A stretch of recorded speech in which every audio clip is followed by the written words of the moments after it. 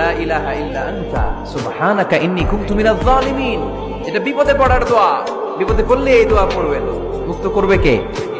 মাছের পেট থেকে সাইয়েদনা ইউনূস আলাইহিস সালামকে বাঁচালেন কে? আমাদের দেশে এটা শুধু ওই যে বজ্রপাত পড়লে পড়ে, তাই না? কি কয়?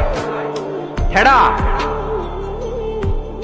ঠাড়া ঠাটা বজ্রপাত শুদ্ধ বাংলায়।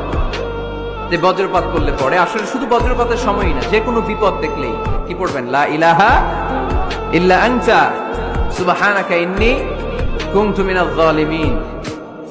৭১ সালে পাক হানাদার বাহিনী এদেশের মানুষদের উপর অনেক অত্যাচার করেছিল, বেশি করেছিল আমাদের হিন্দু ভাইদের উপর। মুসলমান হলে ছেড়ে দিত, হিন্দু হইলে গুলি মারত। দেখ, মুসলমানদের রাস্তায় থামাইছে পাক হানাদার বাহিনী, আর জিজ্ঞেস করতো কালেমা বল, কালেমা বলতে বললে ছেড়ে দিত।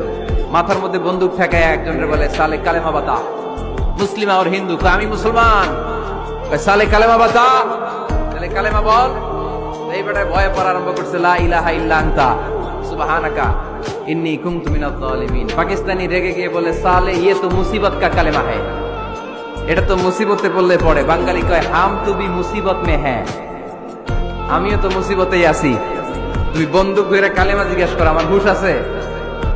আমি বেহুশ, আমি ডরে কি পড়তেছি আমি নিজেও জানি না। তো এটা হচ্ছে মুসিবত কা কালেমা।